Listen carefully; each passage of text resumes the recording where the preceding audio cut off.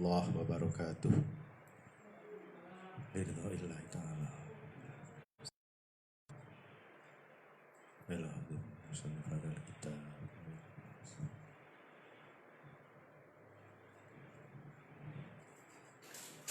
Al-Fatihah.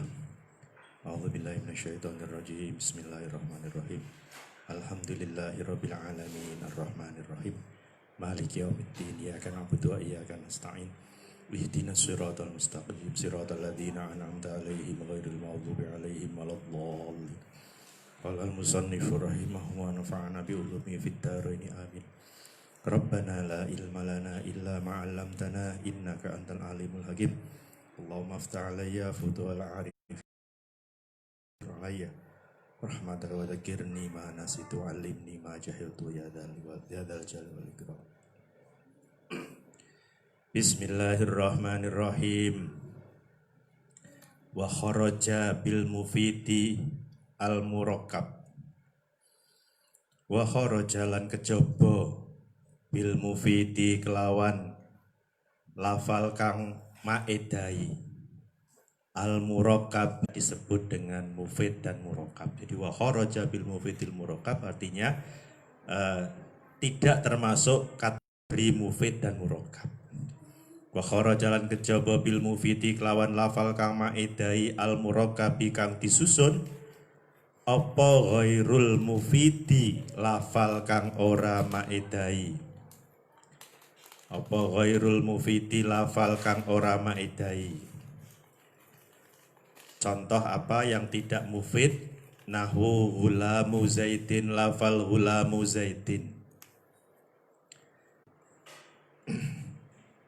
Namun susunan yang semacam itu tidak dikategorikan dalam murakkab dalam definisi al-kalamu huwa al-lafzu al-murakkabu. Jadi al-murakkabu dalam definisi al-kalamu itu kalau disodorkan contoh hulamu zaidin, betul itu murakkab tetapi bukan murakkab yang dalam pengertian kalam tadi. Lafal itu min ghairi isnadi syai'in saking ora nyendekake suwiji-wiji saking kan kalimat tunggal. Bukan zaidin saja, bukan hulamu saja, tapi terdiri dari gabungan hulamu zaidin. Tapi kalau hulamu zaidin tok itu tidak disebut sebagai murakkab sebagaimana definisi kemarin awal al-lafzu al-murakkabu, ya. Karena hanya hulamu zaidin tok gitu, ya. Jadi itu tidak dianggap murakkab walaupun pada dasarnya itu tersusun juga gitu. Jadi zaidun ingkoma lamun ngadeg sapa zaidun zaid. Hal yang mirip adalah lafal ingkoma zaidun. Karena ingkoma zaidun itu gabungan, ada in, ada koma, ada zaidun. Namun hal ini susunan yang semacam itu juga tidak termasuk dalam murakkab sebagaimana murakkab dalam pengertian dalam definisi kalam gitu. Kenapa? Fa inna tamamal faidati mongko setuhune sempurna syarat. Ala dzikri jawabi syarti ing atase nutur jawab syarat. Lafal ingkoma zaidun memang itu kalimat yang terdiri dari beberapa kalimat. Ada in, ada koma, ada zaidun. Secara lafziyah memang itu murakkab karena tersusun. Tetapi dalam lafal ingkoma zaidun itu tidak bisa difahami. Kalau diterjemahkan kan ingkoma zaidun adalah jika Zaid datang. Nah kalau tiba-tiba ada orang ngomong jika Zaid datang, apakah kalau saya ngomong jika Zaid datang, itu pasti kalian atau yang saya ajak bicara mesti tidak begitu jelas. Terus ngapain kalau Zaid datang? Gitu. Masih ada tanda fa inna tamamal faidati fi ya tawaqqafu ala, maka itu harus ada kalimat berarti jika A maka B gitu. Nah, kan kita masih ngomong jika A. maka butuh maka B. Jika Zaid terus mau ngapain? Nah itu. Jika Zaid datang itu artinya masih separuh. Untuk bisa difahami dengan baik, maka kalimatnya harus jika Zaid datang maka titik-titik. Nah itu harus ada maka titik-titik gitu. Kalau hanya jika Zaid datang saja, maka yang saya ajak bicara masih agak bingung. Zaitun ada in, ada koma, ada zaitun. Itu secara harfiah murokab, tersusun, bukan hanya tunggal gitu. Namun demikian mongko ora diarani. Fala yusamma mongko ora diarani apa kulun saben siji minal mithalaini saking conto loro. Minal mithalaini saking conto loro ora diarani kalaman ing kalam. Ora diarani kalaman ing kalam indan nuhati mungguwe para ulama ahli ilmu nahwu. Fala yusamma kulun minal mithalaini kalaman indan nuhat. Maka karena hal yang seperti tadi sudah kita bicarakan, maka baik lafal hulamu zaidin dan lafal ingkoma dalam domain ilmu nahwu gitu ya. Itu titik kemarin sambungan dari tentang mufid dan lain sebagainya, mufid dan murokab. Jadi al-lafdhu sudah, al-murokab sudah, al-mufid sudah. Kemudian yang unsur berikutnya adalah bil wad'i. Wa qauluhu utawi pengendikan, wa qauluhu utawi pengendikane ke musannaf bil wad'i, lafal bil wad'i. Apa yang dimaksud dengan pernyataan pengarang kitab bil wad'i itu apa gitu. Penjelasannya atau penafsirannya oleh ulama di sini disebutkan bahwa wa qauluhu ta pengendikane Kiai Musannaf bil wad'i lafal bil wad'i iku fassarahu. Pan itu karena kan kalam kan al-lafdhu berupa ucapan karena ada suara, karena tulisan kan tidak kemarin. Maka kalimat yang memang disengaja oleh orang yang berbicara. Jadi saya memang sengaja mau ngomong begitulah. Kalau saya nggak sengaja maka tidak disebut sebagai kalam. Saya ngomong koma zaitun tapi tidak secara tidak sadar, maka kalimat yang saya ucapkan dalam keadaan tidak sadar itu maka tidak disebut kalam karena penjelasan bil wad'i adalah al-qasdu. Berarti saya memang sengaja memang tidak secara sadar diucapkan. Contohnya seperti apa?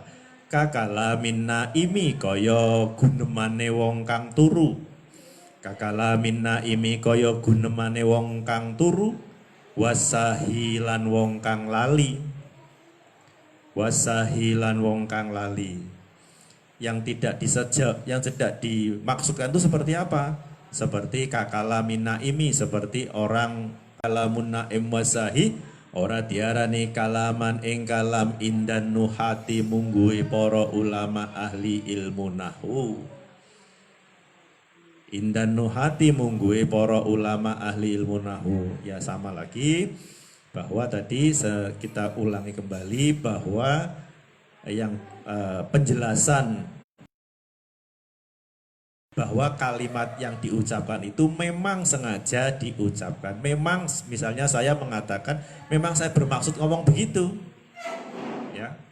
Saya memang bermaksud ngomong begitu. Kalau saya tidak punya maksud ngomong begitu, contohnya misalnya saya sedang tidur kok bisa ngomong Zaid datang, maka kalimat Zaid datang yang saya ucapkan ketika saya sedang tidur atau ngelindur itu, ataupun saya mungkin tidak sengaja ngomong karena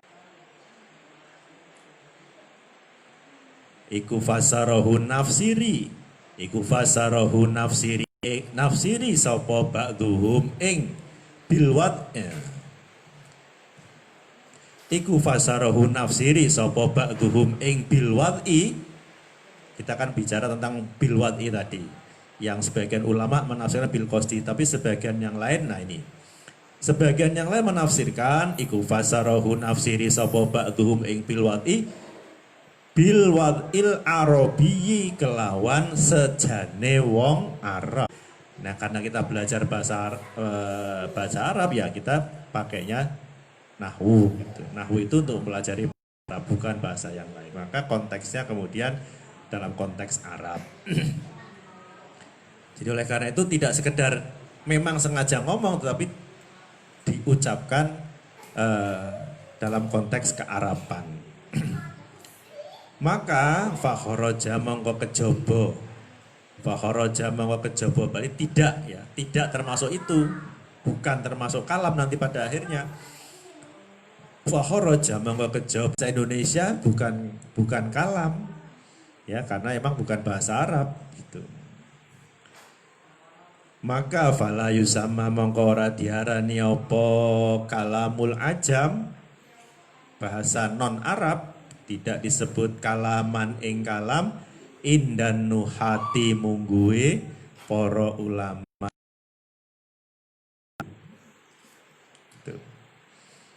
Jadi kadang-kadang kita mungkin tidak bisa membedakan atau belum bisa, kita orang awam, bagi pemula seperti kita, kalau agak mirip-mirip Arab ya mungkin namanya Arab gitu ya. Bahkan nama-nama nabi yang kita kenal itu juga sebagian dikategorikan bukan bahasa Arab ya. Gitu.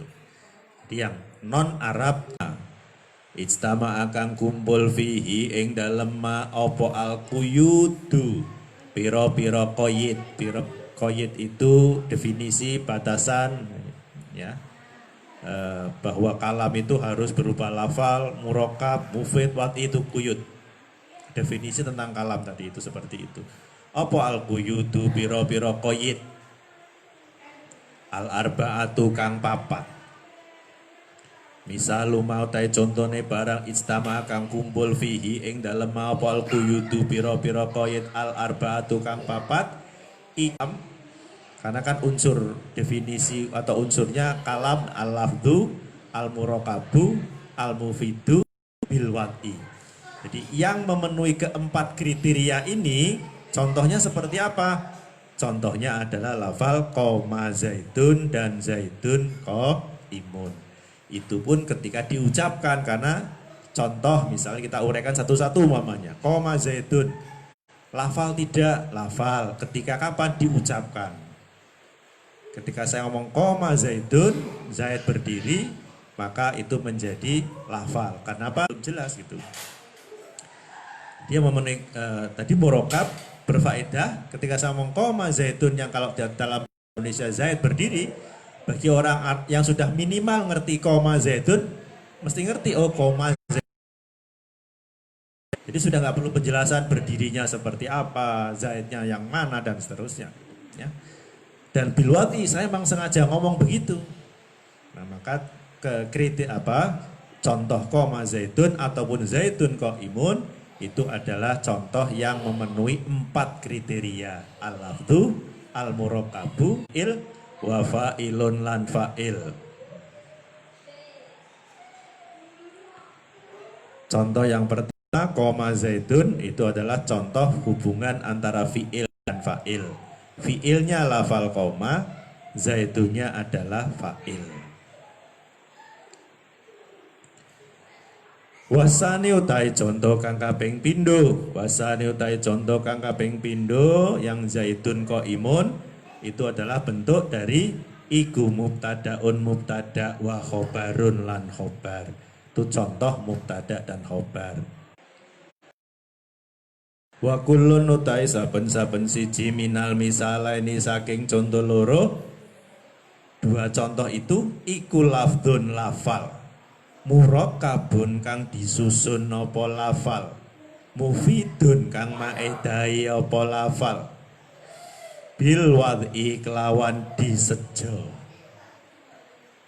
Wa kullun utai saben-saben siji minal misalaini saking contoh loro. Tatanya ya, kalau koma zaitun paling tidak ketika diucapkan ya, itu kan lafal kan as-sautu. Kalau hanya saja tidak disebut lafal, oleh karenanya maka nantinya tidak disebut dengan kalam. Jadi ada kondisi sebenarnya. Difahami, disusun betul kalimatnya tersusun. Bilwati memang disengaja untuk ngomong begitu. Saya memang bermaksud ngomong begitu gitu. Nah, maka karena memenuhi lafal, murokab, mufid dan bilwati, maka fahuwa mongko utawi kulun Fahuwa mengkotai kulun iku kalamun kalam. Karena memenuhi unsur.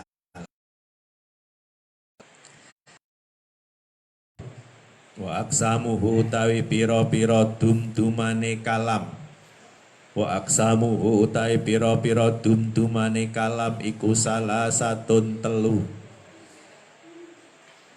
Kalam itu terdiri dari 3 bagian. Kalau yang tadi al-qaul definisi. Definisinya harus memenuhi 4 kriteria. Lafal, murokab, mufid, bilwati. Nah sekarang yang misalnya itu terdiri dari 2 kalimat, koma dan zaitun. Koma adalah fi'il, zaitun adalah isim. Jadi terdiri dari 2 kalimat, koma, fi'il dan zaitun. Atau yang contoh kedua tadi, zaitun kok imun. Kedua-duanya isim, zaitun isim, kok imun isim. Itu jadi terdiri dari salah satu atau gabungan dari isim, fi'il maupun huruf. Yakni ngersake sapa ke musannaf. Yakni ngersake sapa ke musannaf anna ajza al kalami. Anna ajza al kalami setuhune piro-piro juse kalam. Juz itu bagian kalam. Bagian kalam itu apa? Atau apa kalimat apa yang bisa membentuk anna ajza al kalami setune piro-piro juse kalam allati yuta'allafu kang dianggit apa kalam yang disusun, yang dibentuk. Kalam itu terbentuk dari apa? Minha saking ajzail kalam iku salah satu aksamin telu piro-piro dum-duman. Ya penjelasannya hampir sama saja sebenarnya kalau diterjemahkan dalam bahasa Indonesia. Bahwa bagian dari kalam yang nanti akan membentuk kalam itu ada 3. Salah satu aksamin. Tadi sudah disebut.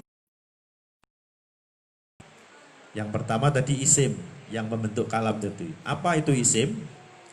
Yang disebut isim itu apa? Wahyu kalau dalam bahasa Indonesia kira-kira sederhananya kata benda. Kira-kira begitu. Semoga tidak salah saya mentransformasikan dalam bahasa Indonesia, semoga tidak salah. Ya, isim itu kemungkinan kata benda. Fi nafsiha ing dalem awak dhewene kalimat. Kalimatun kalimat dalat kang nuduhake apa kalimat ala makna ing atase makna fi nafsiha ing dalem awak dhewene kalimat.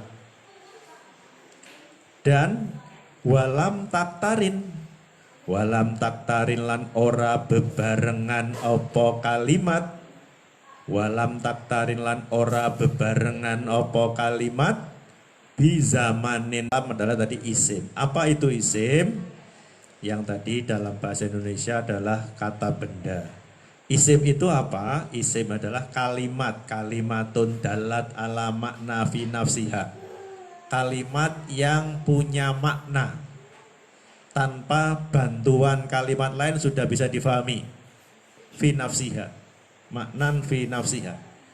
Ya, jadi kalimat itu sendiri itu sudah punya makna tanpa dikait-kaitkan dengan lafal lain, sudah punya makna.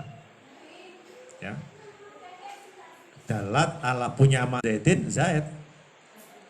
Orang yang bernama Zaid. Wa analan ana mane ana ingsun. Ingsun itu saya. Wa hadza lan hadza manane hadza iki. Iki. Biasanya merujuk pada sesuatu yang dikategorikan mudzakkar atau jenisnya laki-laki, hadza. Kalau perempuan hadihi. Zaid, baitun. Zaid itu nama orang, baitun rumah. Baitun sudah punya makna. Tanpa ada embel-embel apapun, misalnya contoh baitun, contoh lafal zaitun, sudah ada maknanya zaitun.